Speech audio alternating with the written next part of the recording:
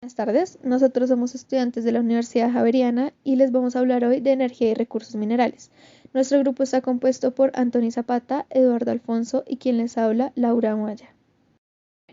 En primer lugar, me gustaría recordarles que los recursos minerales y energéticos son la materia prima de absolutamente todos los productos que consumimos como sociedad.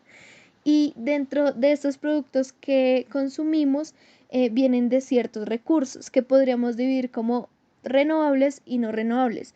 En este caso, los renovables hacen referencia a aquellos que se van a recuperar en tiempo corto, es decir, los animales que nos dan alimento, las plantas que fabrican madera o papel, algunas energías como la solar también.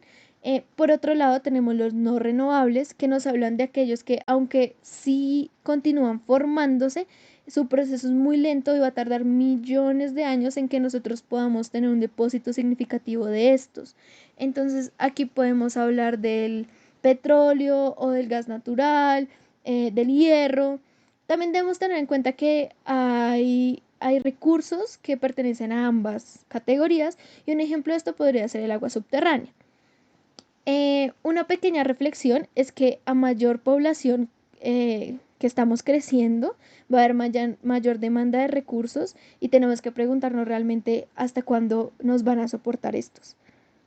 Un ejemplo claro de que nuestros recursos se están acabando es el petróleo, que pese a que nosotros hacemos nuevas exploraciones y buscamos nuevas fuentes, este no va a mantener el ritmo de nuestro consumo que es tan alto. Por esta razón nosotros tenemos otras opciones energéticas como el carbón y el gas natural que se pueden observar en la imagen que puse ahí, que he sacado del libro y nos hablan de energías renovables. Bueno, la mayoría, como observamos, es carbón, gas natural, petróleo y hay un pedazo que es de energía renovable que consta de biomasas, hidroeléctrica, solar, geotérmica. Allí están todas en el porcentaje en que las utilizamos. Por otro lado, como observamos, el petróleo es la que más se utiliza en un 39%. Sin embargo, como estamos viendo que se está acabando, creemos que en un futuro vamos a tener que depender del carbón y de algunas fuentes de energía alternativa. Pero en el caso del carbón, me gustaría recordarles que este es un combustible fósil, ya que cuando lo quemamos estamos utilizando energía solar almacenada por plantas de hace muchos años. Prácticamente podríamos decir que estamos quemando un fósil. El carbón impulsó la revolución industrial, ha sido un combustible muy importante en nuestra historia. El uso de este ha sido sustituido por el petróleo muchísimo, sin embargo, todavía utilizamos mucho carbón para la electricidad. Y a medida que el petróleo vaya disminuyendo, vamos a tener que depender de este. Es posible seguir ampliar la producción de carbón porque pues poseemos grandes reservas aún. Sin embargo, este tiene algunas problemáticas como es la minería, ya que afecta de manera muy grave el paisaje y el ecosistema y es muy caro restaurarlo. Y por otro lado, sigue siendo un riesgo de hundimiento de techos, de explosiones em, y cosas asociadas a los trabajadores que han tratado de solucionar con tecnología, pero no se ha logrado del todo. Además, la contaminación del aire por carbón es gravísima, ya que este contiene azufre. Este se convierte en óxido de azufre y luego por reacciones químicas em, se puede convertir en ácido sulfúrico que luego va a la superficie y cae como lluvia o nevada ácida. El petróleo y gas natural, estos los podemos hallar gracias a restos de plantas y animales marinos que se han acumulado en ciertas zonas y que se transforman en hidrocarburos. Entonces ahí hay una imagen muy ilustrativa en donde podemos ver cómo se va formando este. Sobre la formación del petróleo, es muy importante nombrar las trampas petrolíferas, ya que son aquellas en donde se acumulan las grandes cantidades de petróleo y de gas. Estas constan siempre de dos condiciones: la roca almacén, que debe ser permeable y porosa, y que va a ser la que suministra el petróleo y el gas. Por otro lado tenemos la roca de tapa impermeable, que como su nombre lo indica, debe ser impermeable al petróleo y al gas y que interrumpe el sentido ascendente de estos e impide que escapen a la superficie. En esta orden de ideas tenemos algunas formas de trampas petrolíferas. En primer lugar está la anticlinal. que como se observa en la figura A, consta de una serie de estratos sedimentarios que están arqueados hacia arriba. Estos luego se organizan debido a su densidad, es decir, el gas natural se acomoda encima del petróleo y luego los dos descansan sobre el agua que es más densa. Por otro lado, también tenemos las trampas de falla, que se dan en lugares donde los estratos se desplazan y consiguen arrastrar rocas, almacén, y las ponen enfrente de capas impermeables. Esto se le llama pues una trampa de falla que se observa en la figura B. Por otro lado, tenemos los domos salinos, que es donde se forman columnas ascendentes de sal y se forman gradualmente todos los estratos que tienen por encima. Así que el petróleo y el gas migran al nivel más elevado posible y se acumulan allí. Por último, hablaremos de la trampa estratigráfica, que esta es consecuencia de la sedimentación y de la deformación estructural simplemente.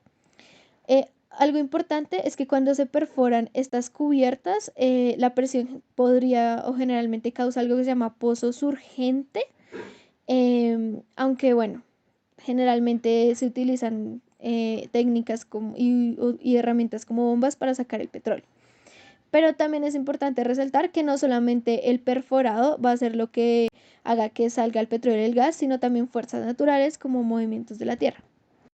Algunos efectos ambientales de la combustión de combustibles fósiles es en primer lugar la contaminación del aire urbano. Esto es causado por partículas y gases transportados en el aire que aparecen en concentraciones tan altas que ponen en peligro nuestra salud y el bienestar de todos los organismos.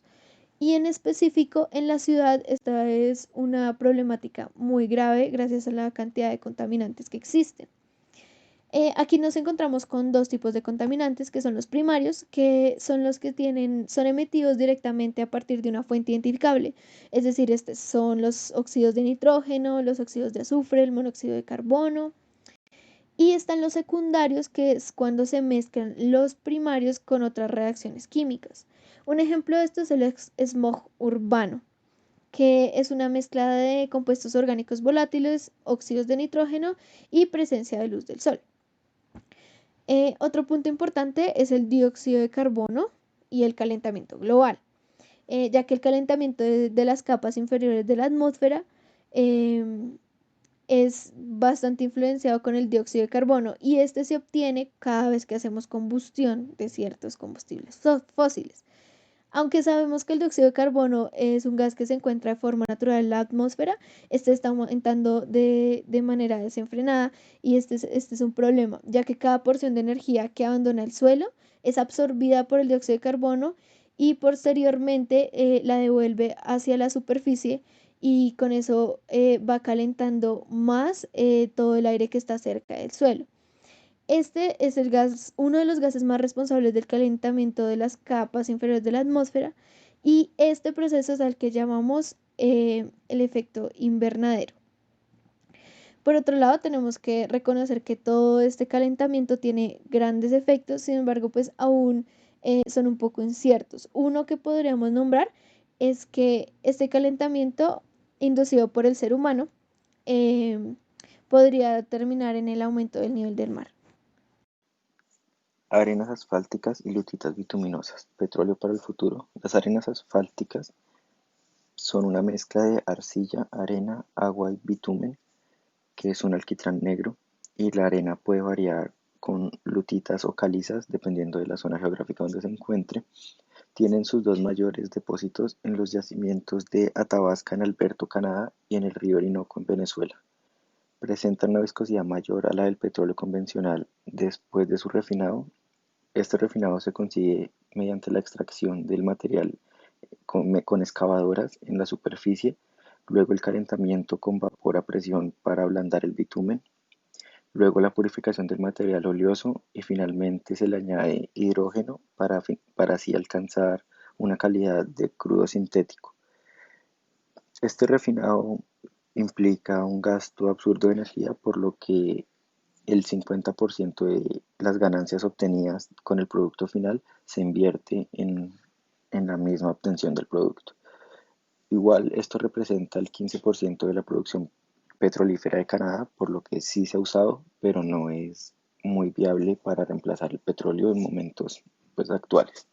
Las lutitas bituminosas se encuentran de forma abundante en todo el globo, sin embargo, la mitad de los suministros calculados se encuentra en el Río Verde, que pasa por Colorado, Utah, Wyoming y Wyoming en Estados Unidos. Y estos estarán formados por sedimentos que se acumularon durante el Eoceno. Su alto costo de producción y daños ambientales, esto se comparte con las arenas asfálticas, lo ha descartado como forma viable para reemplazar los combustibles fósiles, al menos en un futuro cercano. Vivimos en la era de los combustibles fósiles, donde más del 85% de la energía obtenida proviene de ellos. Esto se quiere cambiar ya que se está afectando de manera drástica a nuestro planeta, por lo que se han generado fuentes de energía alternativas, como puede ser la energía nuclear. En este tipo de energía se usa uranio 235, ya que es el isótopo que encontramos de forma natural, que es fácilmente fisionable. Esto significa que se puede usar para la fisión nuclear empleada para la obtención de esta energía. Aquí, como se muestra en la diapositiva, se puede ver la reacción en la cual se bombardea el uranio 235 con neutrones, haciendo así que los núcleos de uranio se enciendan y generen núcleos menores, permitiendo así pequeñas explosiones que proyectan más neutrones hacia los átomos adyacentes y liberan energía. Esto genera una reacción en cadena en la que se libera una cantidad de energía enorme en forma de explosión atómica en caso de no ser controlada. Para, para evitar la explosión atómica, se utilizan varillas absorbentes de neutrones al interior y exterior del reactor nuclear. La energía obtenida se utiliza para impulsar turbinas de vapor que mueven generadores eléctricos y así almacenar pues, la energía obtenida. Hubo un tiempo en el que se creía que esto iba a ser la gran revolución, pero diferentes obstáculos han hecho que la energía nuclear se descarte como una importante fuente de obtención de energía como tal, como ha sido primero los altos costos en la construcción de las plantas nucleares, por lo que cualquier fallo generaría costos altísimos y no compensaría la generación de energía a tales inversiones, como es el caso de 1979 en Pensilvania, donde un fallo del sistema dañó el reactor y lo dejó expuesto por varias horas, donde no hubieron afectados pues, personas, pero sí se dañó el reactor, por lo que pues, es una gran inversión. O en 1986, como el caso que la mayoría de personas conocerá, que es el de Chernobyl en la antigua Unión Soviética, donde el reactor se salió de control y dos explosiones pequeñas levantaron el techo, permitiendo que se lanzaran trozos de uranio al exterior. 18 personas murieron y muchas más quedaron con cáncer o obtuvieron cáncer a raíz de esto. Duró 10 días el incendio y cuando se pudo apagar se encontró material radioactivo en Noruega transportado por la atmósfera, por lo que estos riesgos son demasiado altos y se ha considerado no seguir invirtiendo en este tipo de obtención de energía, ya que existen muchas otras. Existen otras fuentes de energías alternativas que conocemos y utilizamos en la actualidad, como la energía solar, la eólica y la hidroeléctrica. Empecemos por la solar, que se define como la utilización directa de los rayos del sol para la obtención de energía. Esto se puede dar de dos formas, por sistemas activos y sistemas pasivos. Los sistemas pasivos son los más sencillos y consisten en ventanas que convierten los rayos del sol en calor para aclimatizar la estructura donde se encuentran. Los sistemas más elaborados o activos son paneles montados en los tejados capaces de transferir el calor a donde sea necesario o almacenarlo en pilas. Por ejemplo, en Israel se estima que el 80% de los hogares utilizan este tipo de sistemas activos para calentar el agua de sus casas. Esto es gratis, por así decirlo, dado que esta energía es gratis, pero los equipos necesarios y la instalación son bastante costosos, por lo que es un poco difícil llevarlo a otros países, como por ejemplo se está intentando en países del tercer mundo, donde muchas personas, incluso los cálculos dicen 2000, no han llegado a tener energía.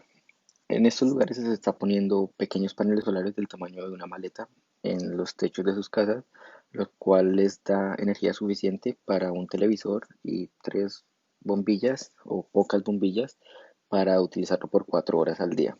Esto, aunque no es mucho, es un pequeño cambio y es un avance para estos países en vías de desarrollo. La energía eólica, por otro lado, no es más que la misma energía solar, pero transformada en viento y capturada mediante los molinos utilizados. Aproximadamente el 0,25% de la energía solar se transforma en viento. Y esto, aunque suena muy pequeño, se calcula que si se utilizaran los vientos de Dakota del Sur y del Norte, se produciría el 80% de energía necesaria para Estados Unidos, lo cual es bastante rentable. Pero sus costos son bastante altos y implica utilizar espacios muy grandes para este tipo de obtención de energía. Esto ha variado bastante desde los primeros estudios que se hicieron en 1983 hasta el 2003, donde los costos de esta energía bajaron hasta un 85%, lo cual disparó el uso de ella. Como se puede ver en esta gráfica, que solamente está para Estados Unidos. Sin embargo, por lo que se ha comentado anteriormente, esta energía no es muy viable dado que requiere altos espacios y aparte tiene contaminación auditiva. En Europa es donde más conflictos se ha encontrado dada su alta densidad poblacional, por lo que no pueden desocupar un espacio para poner una instalación de estas. Y la energía hidroeléctrica es la energía generada por la caída de agua que se utiliza para impulsar turbinas que producen electricidad. Este tipo de energía suministra el 5% de la necesaria para Estados Unidos y en mayor parte está producida por presas que permiten un control del flujo del agua, lo que significa que el agua estancada y represada en estas represas es energía almacenada que puede liberarse en cualquier momento cuando sea necesario y de hecho lo hacen cuando la demanda sube. Y aunque se considera renovable, las represas tienen un tiempo de vida útil dado que los ríos arrastran sedimentos y se estancan detrás de la represa, limitando su vida útil dentro de 50 a 300 años. Ese es más o menos el estimado. Y su limitante es lo mismo que la energía eólica, el espacio. Es muy difícil encontrar espacios que cumplan con las características necesarias como una caída alta y un alto flujo de agua, o sea, un caudal alto, por lo que se ha visto bastante limitada y los espacios disponibles ya están siendo utilizados. También encontramos la energía geotérmica y la energía mareal. La energía geotérmica es la que aprovecha la energía producida por los vapores en zonas volcánicas principalmente y se explota explotando los depósitos subterráneos naturales haciendo uso del calor y el agua caliente. Esto se puede dar de dos formas, ya sea para calentar ciertas zonas con diversos calentadores o para almacenar energía generando electricidad. Esta producción empezó en 1904 en Italia y se mantiene hasta la actualidad, sin embargo no es muy factible ya que los depósitos geotermales tienen una vida útil de 10 a 15 años, haciendo que cuando se agota el vapor y el agua se tenga que excavar y volver a empezar, por lo que los costos no dan para seguir produciendo energía de esta forma. La energía mareal usa la variación de la altura de las mareas en forma de presa para producir energía. Esto quiere decir que se acumula agua y se estanca y cuando la marea baja se deja caer para producir energía igual que la energía de las presas. Esto cumple con la producción de energía suficiente para abastecer a Bretaña y su principal limitante es encontrar bahías estrechas y cerradas que cumplan con los requisitos para tener un intervalo, teniendo un intervalo mareal de 8 metros. Es por esto que no es tampoco muy factible, sin embargo es muy usada en esta época y lo malo es que la marea crece y tiende a crecer, por lo que estas presas van a llegar a morir, por decirlo así, ya no van a ser útiles cuando queden totalmente sumergidas. En conclusión, las maneras alternativas de producir energía tienen ventajas y desventajas, al igual que las fósiles, sin embargo, estas son renovables y no afectan de manera tan directa o tan grave a nuestro planeta. Los recursos minerales son el conjunto de minerales útiles disponibles comercialmente. Los yacimientos identificados de dichos minerales se denomina reserva, como se ve en la gráfica. Se denomina mena a los minerales que pueden extraerse y que cumplan con los requisitos esperados para el material buscado. Por ejemplo, para el caso del cobre, que cubre alrededor del 0,0135% de la corteza terrestre, se espera que la mena que contenga cobre tenga al menos 50 veces esta cantidad. Eso quiere decir que es factible y viable extraer materiales que sean muy ricos en el objeto buscado, así sean de otro material, por eso se llaman menas. Dependen de la demanda y la tecnología para su extracción. Es por eso que los valores pueden variar muchísimo, como han surgido casos en los que ya no se necesita dicho material y ya la mina no sirve para nada. Como hay minas que es imposible extraer más material dado que no se cuenta con la tecnología y se espera a que la tecnología aparezca sin que los costos se eleven demasiado para poder seguir funcionando. Estos recursos provienen del ciclo de las rocas, ya sean ígneas, sedimentarias y metamórficas, como ya hemos visto alrededor de la presentación. Recursos minerales y procesos sísmicos. Algunos de los yacimientos más importantes de oro, plata o platino son formados por procesos sísmicos. Esto se puede dar por segregación magmática, la cual permite la cristalización de los minerales, siendo rápida en minerales densos y permitiendo formar cristales grandes que en caso de la lava que no se encuentra en los extremos, que permite la formación de pegmatitas, que son rocas con alta variedad de minerales, por ende con alta necesidad y con alto uso. Los diamantes son un mineral de origen ígneo también con una importancia económica y están formados de carbono que es sometido a altas presiones a más de 200 kilómetros de profundidad. Son transportados hacia arriba por medio de pipas formadas por kimberlita, que se conocen como los caminos del diamante, y se encuentra principalmente en Sudáfrica, aunque también en América se han encontrado varias minas. Sin embargo, la más conocida en Estados Unidos ya ha sido explotada totalmente y solamente sirve como atracción turística en estos momentos. Las soluciones hidrotermales formadas por fluidos como agua caliente forman los yacimientos de menas más importantes, como la mina de Homestake de oro. La mayoría son originados por fluidos calientes ricos en metales obtenidos mediante procesos magmáticos. Eh, las- los yacimientos hidrotermales diseminados, que se ven como las formas moradas en la gráfica, son menas distribuidas en forma de pequeñas acumulaciones dispersas entre la masa rocosa. Comúnmente así se encuentra el cobre. Otro proceso para formar yacimientos son los filonianos, que se forman por fluidos que se mueven a lo largo de las aberturas, como fracturas o planos de estratificación, subiendo hacia la superficie, por lo que al excavar son los más fáciles de encontrar. Recursos minerales y procesos metamórficos. La formación de yacimientos minerales o de menas suele ligarse a los procesos ígneos, en este caso de procesos metamórficos, eh, sobre todo de contacto. Primero que todo voy a explicar un poco por encima qué es una mena. Una mena es cuando los elementos que son poco estables se asocian a otros elementos para formar minerales que son más estables y pueden llegar a perdurar más a lo largo del tiempo.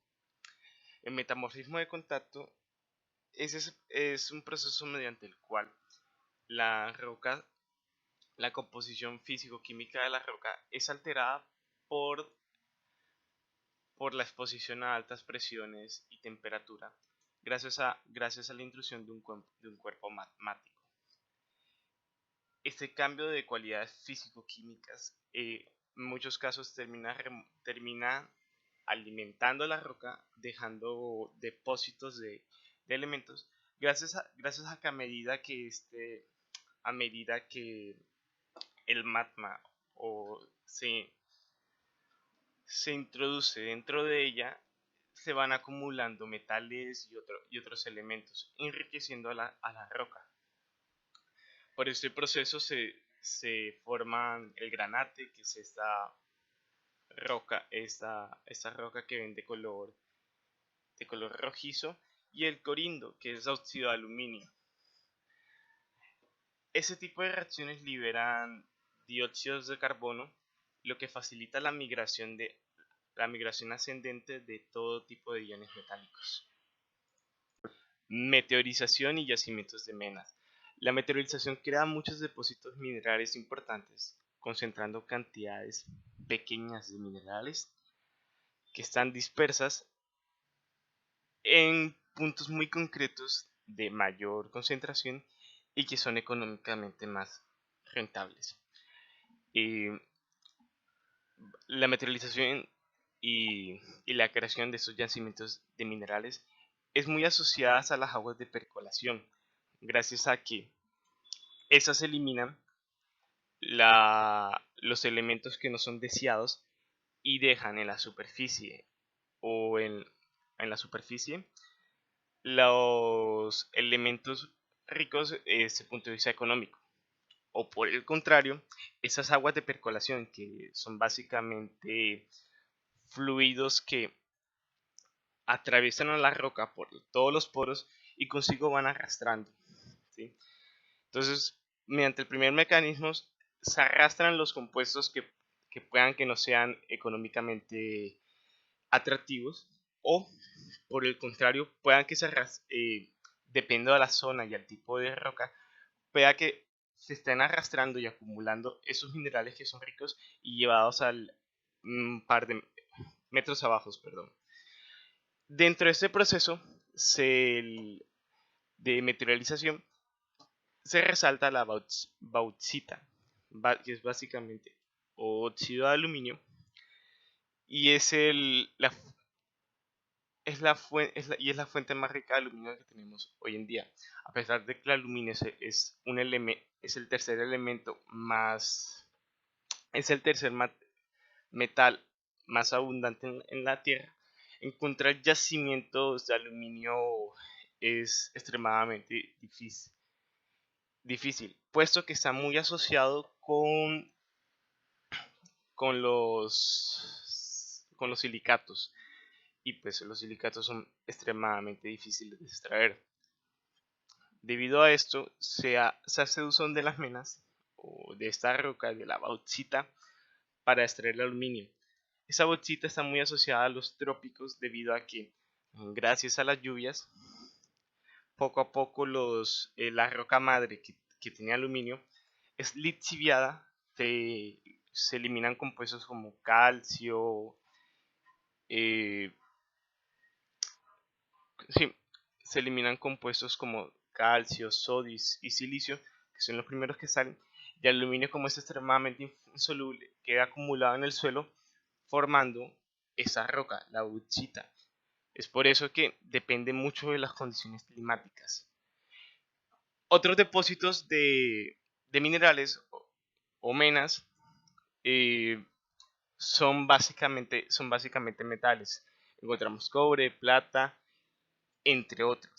Y están muy asociados a que a que hayan reservorios de pirita, básicamente sulfuro férrico. Cuando la pirita se, se descompone, genera ácido sulfúrico, y es este ácido sulfúrico el encargado de disolver iones, disolver metales y arrastrarlos, y de esta manera acumularlos en nueva roca. Depósitos de placeres. Generalmente cuando tú arrastras una sustancia, cuando arrastras una molécula, un elemento, eh, suele suceder lo siguiente. Se suelen acumular las moléculas más grandes en un punto, y las más pequeñas acumulan en otro, presentando un gradiente de concentración. También son arrastradas dependiendo a el peso específico de cada sustancia. Y eso mismo se aplica a los minerales. Dependiendo del tamaño del grano y al peso específico del grano, estos son arrastrados o no por corrientes de agua. Cuando son acumulados metales pesados o en general elementos pesados en puntos muy específicos, denominamos a esos puntos depósitos de placeres. Y como anteriormente lo mencioné, son muy asociados al arrastre mecánico que ejerce el agua sobre ellos.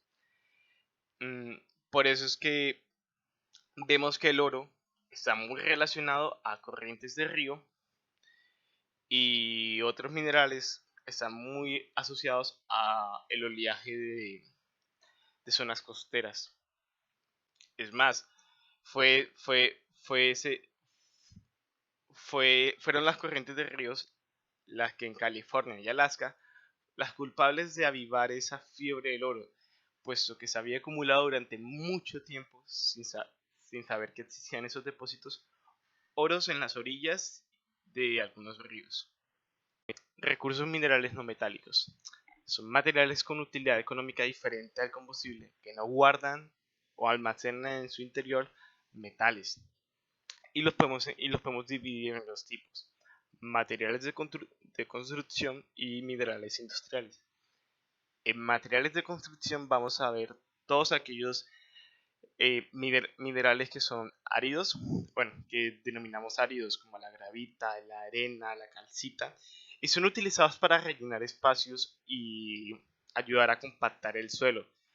También se usan eh, para hacer concretos y otro tipo de elementos que son necesarios en la construcción de ciudades. Por la parte de minerales industriales encontramos a aquellos compuestos que se utilizan para mejorar la eficiencia de la industria. En este caso, por dar un ejemplo, se utiliza mucho la calcita también para procesos metalúrgicos y de cementación. También aquí encontraremos aquellos compuestos o minerales que son ricos en sulfuros, azufres, nitratos y que son utilizados comúnmente como fertilizantes. A pesar de que no se le da tanta importancia o bueno, en el colectivo de las personas no se le da tanta importancia a los minerales no metálicos, está muy lejos de la realidad gracias a que de esos minerales dependen gran parte de los procesos que se dan en la actualidad.